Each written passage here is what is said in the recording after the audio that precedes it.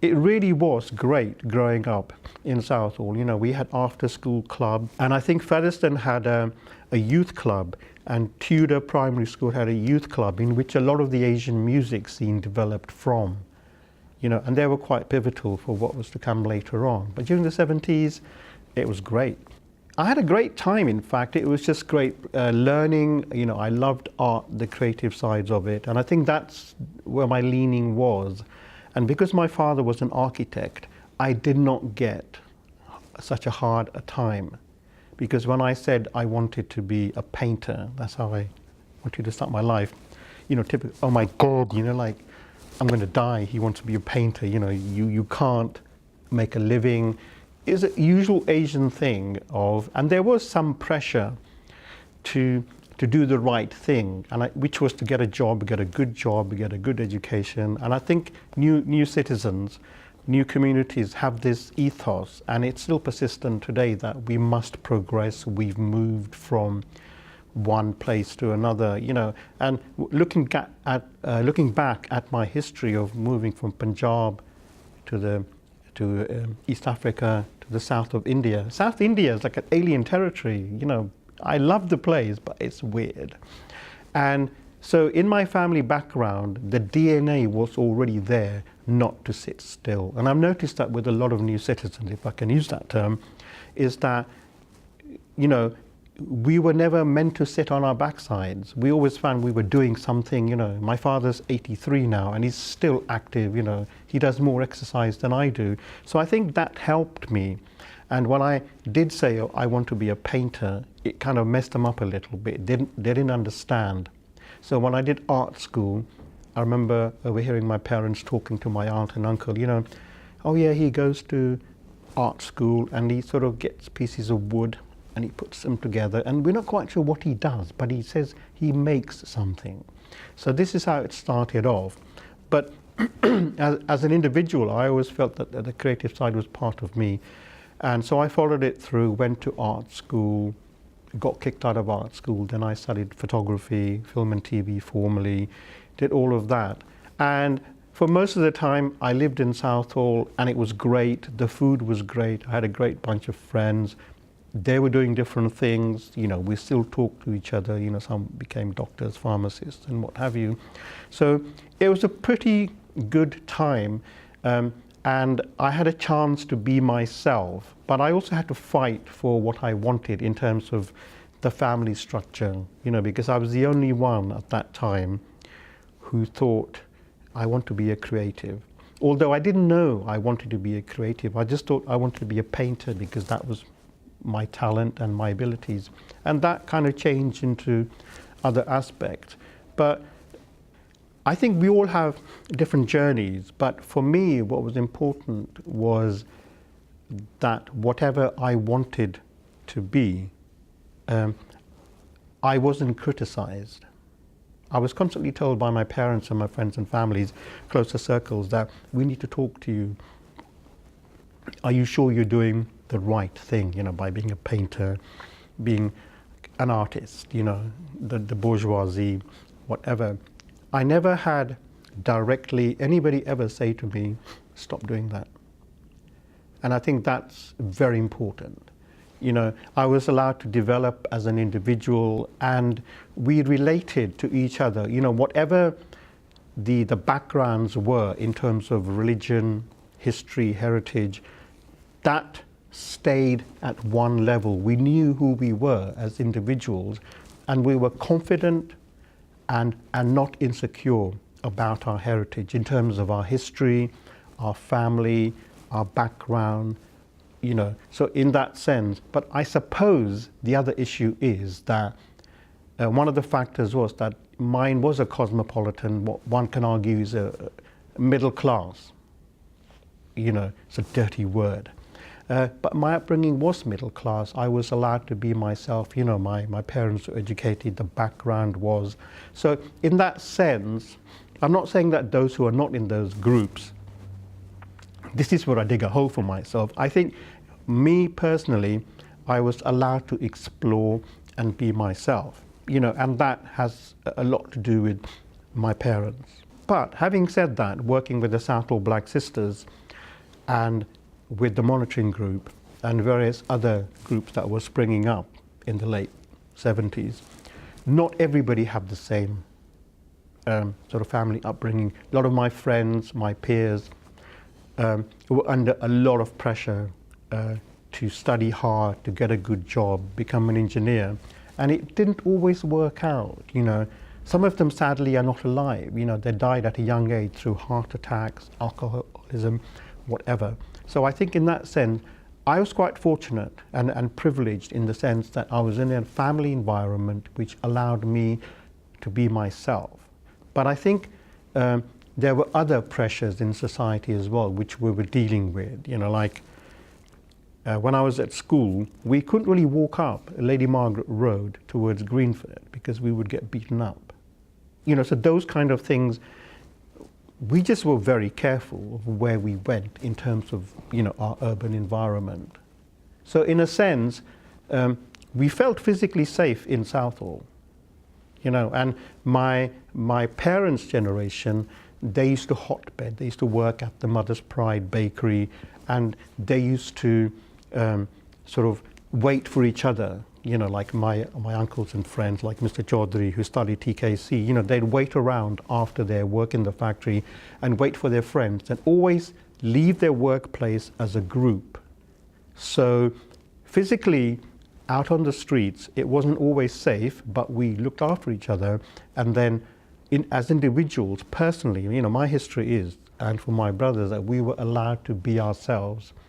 And I don't think everybody had that opportunity. Well, you know about 1979 and about 1981, all the events that happened. Some people call them riots. We think that's sort of bad use of the English language. We like to call it as a people's uprising, because it was a community that combined together, and we thought, you know what, we don't need this. So it was defending the communities, and that's something that I see even today. Meeting held Southall Town Hall by the National Front, and I was in Norwich at that time when that uprising happened, and I was watching TV, and my friend Aaron was on the TV being shuffled away by policemen, and I thought, what's going on? So next morning I caught a train and I got to Southall, and we learned. So essentially that was people protesting at the National Front, having a meeting in Southall, you know, which was at that time probably the most diverse community, you know, of sort of new citizens, immigrants, call it whatever you like. And a lot of people there within the community thought it was not the right thing to do. So that's what I remember about that. Now, the Gadeep Jagger issue was in 1976.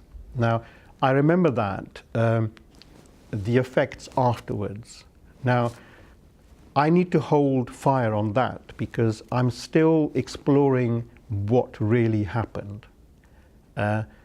Currently, you know, my view is that there are two sides of it. One is that it was a racist attack, and the other side said it wasn't a racist attack.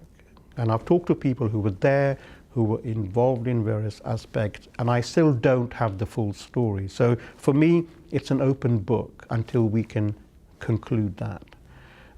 In terms of 1981, what I do remember was that I was nearby, and by the time I got into Southall, it had already sort of fizzled out in a way, and I was there taking pictures of the pub. And again, it was a sort of a skinhead group who kind of were playing at the Hamborough Tavern, Hamborough pub.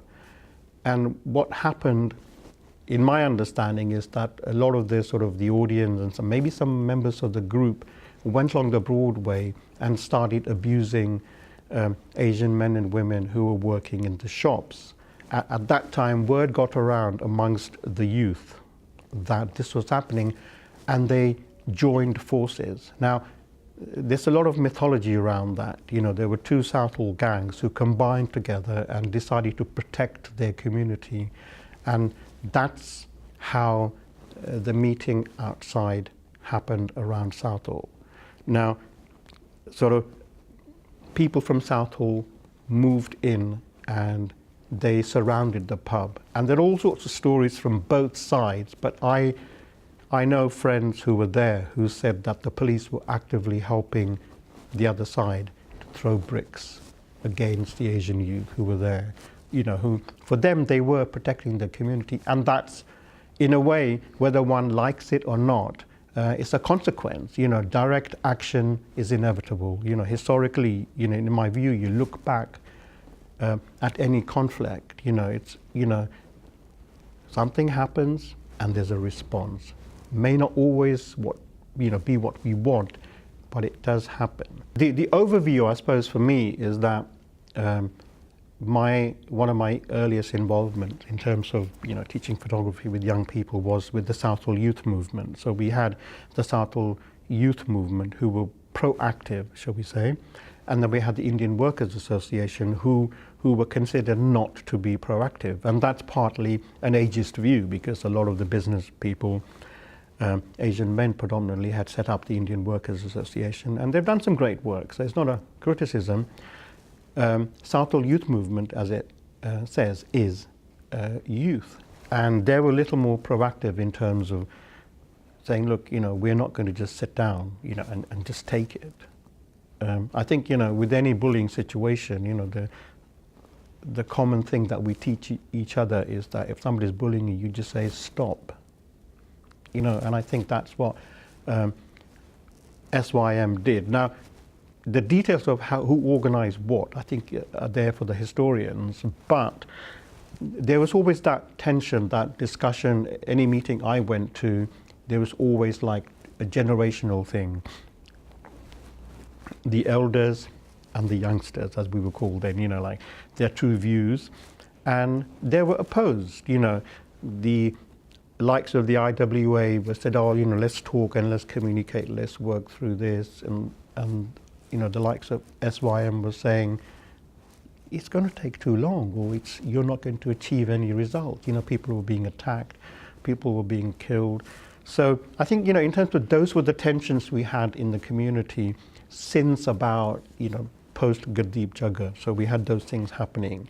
One of the things that I remember personally, as well as those events, going to meetings, was post Blair Peach. I remember walking the streets and supporting the Southall Monitoring Group, and I remember walking with Suresh from the monitoring group, and we'd walk and just to make sure that everything was okay, talk to the shopkeepers, and every now and then the special patrol group would suddenly jump out of their vans, coming out of nowhere, and just stand 10 in a row in front of us. Those were the kind of tactics of intimidation that happened, and then suddenly they would disappear. Now, why would you do that? There's about 4 or 5 of us, no more than that. And that used to happen quite a lot. So those were the kind of techniques of intimidating. Now, there are other people that we can talk to who will give you much more detailed. And they were much worse than this. People were being dragged out down the stairs. Unity, I think it's called Unity.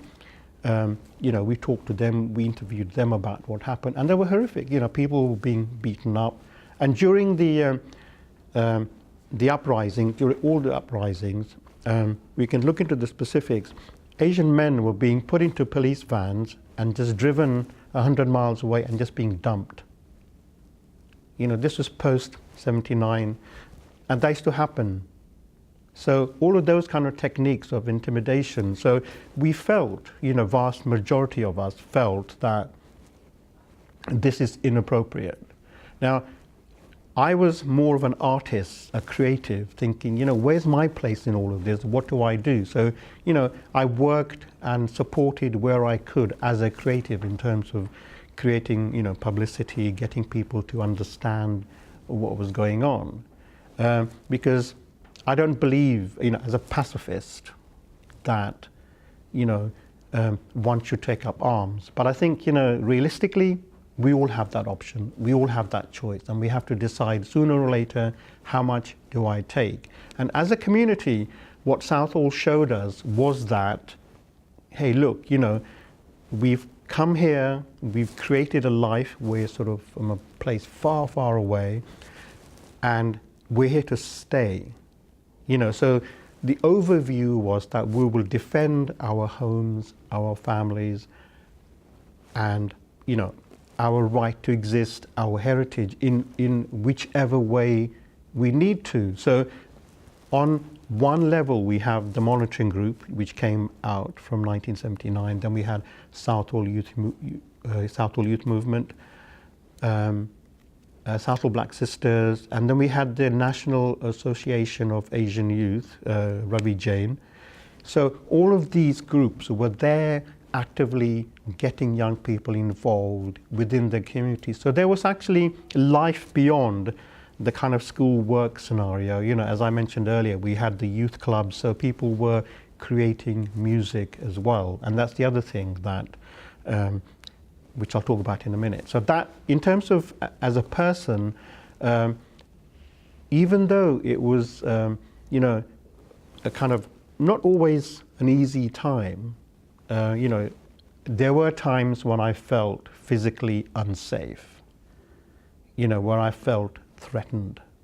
And so you have to be alert. But that's part of what a paparazzi photographer does. So as a pap, that's what I used to do. I knew I was immediately in danger of being beaten up by my subjects or the police saying, "What are you doing?" So in terms of the community, it was home. It still is. So no matter where I was, I lived in other places, I always knew that I could come back to Southall and I could feel safe. My friends were there if I needed any sort of help. And I do believe that that still exists in a different form. Obviously, evolution comes in. So in terms of a community and my personal history, I love the place. I got to work with people like Shakila and Kuljit and a whole host of other people. So my history since 1966 in Southall has been that it's been home, in the broader sense, in terms of my creativity and some of the work I've been working recently within the creative sphere has been based around Southall. So in a way, it's home, but I also think as a home, one has to make a home as well. We can't just assume it's there. This is an interesting question about the cinema. I'm a sort of a film buff, but I hate musicals. And when I was at art school, I had to study Meet Me in St. Louis and, I think Singing in the Rain. We were forced to watch that 16mm projector with a tick, tick, tick, tick, tick sound. So that never kind of warmed me up. So I never warmed up to Bollywood. But during the times of when the Dominion cinema was taken over by Asians, and then the Century, and then later on Liberty, and then it's called something Palace, it was great that people were watching films. It created a sense of community. So when people went to the cinema, I never went, very rarely, because any musical would just kill me. It's just kind of not in my DNA. So, but there was a vibrant scene happening, and constantly, my friends and families, they'd be talking about films, they'd be doing this constant kind of ta-ta-ta-ta-ta-ta, and I'm just thinking, you're giving me a headache, it's like, stop! If they're talking about something else, some other films, like Citizen Kane, yeah, I'd be there. So there was a fantastic community when the cinemas were happening. People would be out eating, they'd talk about the latest film, what was coming. That drastically changed when VHS came, but that created another scene. Again, vibrant. People would be watching just maybe like 3 or 4 Bollywood films a day. I have one aunt, he used to watch like 6 films a day, completely bonkers. So in terms of the people watching films, as a community, it was great. You'd walk through Southall, South Road, the Broadway, you see the posters, and you'd see constant exchange of people, you know, talking about films, people walking with VHS tapes. You know, you'd see Auntie G with the salwar kameez. She's about 90, and she'd be holding 6 VHS tapes, you know. So I photographed that, and I thought, that's a fantastic document, you know. And then 10 years down the line, she's got no tapes, she's got a mobile phone, you know. So in terms of technology and how things evolve and develop, then, you know, we had the same with the music. CD, you know, CD sales were up, and they were selling more than the #1 in the charts. The sort of Asian music CDs, they were never audited, but they were probably, we know for a fact, they were selling more than the #1, you know. So there was that kind of vibrant scene in terms of creativity that was happening, and also the music scene was developing. I think one of my view of looking at it is, I try not to psychoanalyze, but I think it's the whole thing of wanting a piece of home, you know, nostalgia, rose-tinted specs. You know, it gave an impression, and I use the word impression carefully because, you know, as filmmakers, impressions are what we make. They aren't something that we just pick up and think, you know, here's an impression. It's a construct. So I think it was a good reference point, and plus, part of the thing is that from an economic point of view, to go and pay to see a film was quite expensive. You know, it was cheaper than mainstream cinema, but when video films came, particularly on cassettes, people just, I think, got drunk on it. It was so easy to get so many films. In terms of the intrinsic appeal of Bollywood films, I mean, they were entertaining, they were pulp. It was pulp in a way, you know, the plots were repetitive, and, you know, Bollywood was producing, I don't know how many films per day, so the output was greater than Hollywood. So they were just continuously, a bit like the Hong Kong cinema with the Kung Fu films. There was an amazing output of films, and people were just consuming because they were readily available. But in terms of what they were, I think they, you know, for the sort of people who are slightly older members of our community, and we need to find an age where the line is. For a lot of people, it was just good escapism, entertainment. You know, people often say, oh yeah, after a hard day's work, you know, people come in and have a beer and, you know, and just escape. I don't believe in that. I don't subscribe to that. I think there's something far more sophisticated at work. It's like any mass media, you know, if you sell it to people, then they will buy it. You know, for 30 years as a commercial photographer, I used to sell things to people, you know, as my kids say, you know, Dad, you're selling things to people that they don't really want. Southall Broadway, one of the things when the Bollywood sort of was at its peak in terms of people going to the cinema, was that you could then buy music, which were initially cassettes. And the only place to get those was along the Broadway. So Southall Broadway was the place to go, because, you know, people would be selling, like a meat shop would be selling meat, and then the chap would be selling cassettes along the side. So that's quite normal, you know, this is what we Asians do, you know. Doesn't matter the fact it's a meat shop. So in terms of Southall, it became a hub, and there were other hubs as well in the East End. We had Wembley, Soho Road, and, you know, all of those other places. Southall seemed to be the place that people came in the coaches, you know, from communities in Europe. They would come and spend time. So it was the hub for initially musics on cassette, then on CDs and DVDs for films and what have you. So that was the center in terms of the film. But something a lot of people maybe not are clear about is that Southall had its own studios. I think they started around 1910, 1912, I'm not sure. And it's now part of an industrial estate. And there were, if you look at any film buff will tell you, when you see the the credits at the end, it'll say, you know, produced at Ealing Studios, produced at Pinewoods, and every now and then you'll see produced at Southall Studios. And when I saw that at a film as a young man, I just thought, hang on a sec, Southall?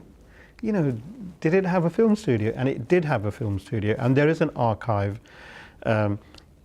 which is being sort of organised by two men who are sort of film buffs. So Southall had its own studios, and I think they were producing films up until just after the war, just around that period, and then they shut down and the focus was on Ealing.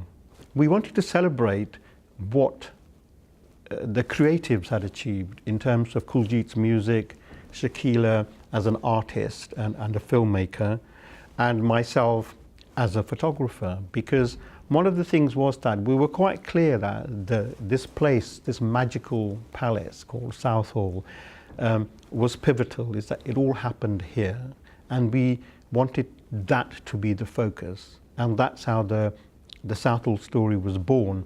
And the other thing was that we wanted to celebrate the creativity that came out of it. You know, we knew that the Southall Black Sisters, the Southall Youth Movement, Monitoring Group, and various other projects, they were already focusing on the political aspects, the social aspects.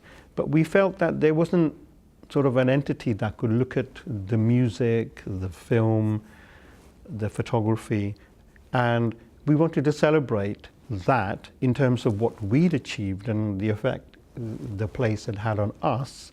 But also, one of the key things was that, as Kuljit said at one meeting, he said, I've got 3 kids, you've got 2 kids.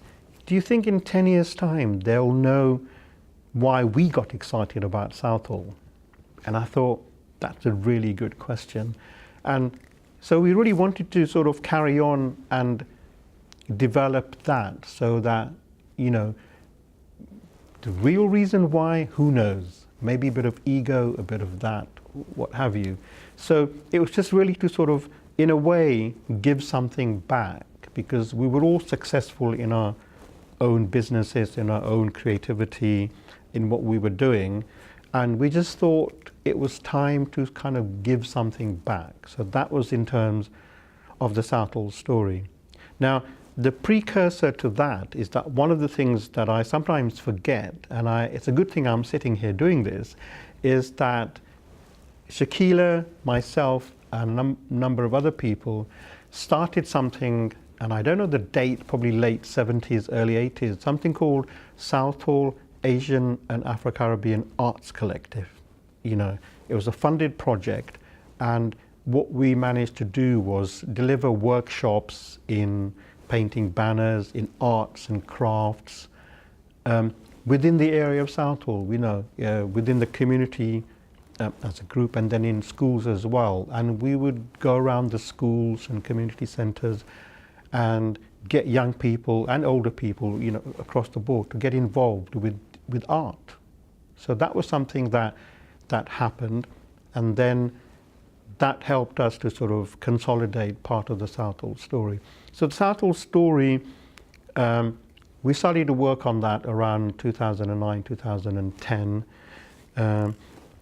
and we worked with a number of partners. You know, a major partner was TKC, Tandoori Kebab Centre, and we had the 3 Chaudhry brothers on board, you know, supporting us. You know, one of the things they gave us was their bus from Pakistan, which we displayed outside at the Royal Festival Hall. So, you know, just as an example of the involvement. So then we worked with Mr. Kambe, Amarjit Kambe, one of the brothers. They supported us. And we also worked with the University of Exeter, with Jerry Deboo, who managed to organise funding for the Southall story, and that's what made it happen. So we were able to have a launch at the Dominion Centre, where else, you know, and then we had a major exhibition at at the Royal Festival Hall, which we subsequently discovered was one of the largest events they've ever had. And then we took that Southall Story exhibition to Bangkok with this large Asian community. So we had a 1-week exhibition there, lock, stock and barrel. And then we spent about 3 weeks in Delhi taking the project there at the India International Centre. And, we gave talks, held workshops, in film, music, photography with all of our disciplines, Shakila, myself and Kuljit. And it was nice to go take it back to India, this is like where my particular history was. So, and to Bangkok. And it was always very interactive, in Bangkok with the Chulalongkorn University, we had workshops with the students there who helped us set up the exhibition. So we talked about our heritage, how we came about. We talked with the students about their heritage and talked about what kind of things they could do. Because one of the things that were sort of a thread throughout for the three of us was that, people have this notion that history is something in big dusty books or in the archives or Google. Our contention was that just open your front door, step outside, take a deep breath, and that's your history, that's your heritage, that it's all there. You don't have to go to sort of climb a mountain to find it. For us it was just look at where you are. And then we also started a project with Featherstone High School, my old school. Okay, it was easier to get my foot through the door. And that was great, working with them, and they have set up their own project, called Southall Stories. Did you know that Make a Difference Entertainment is a charity? Help us to support underrepresented talent by connecting with us on our social media.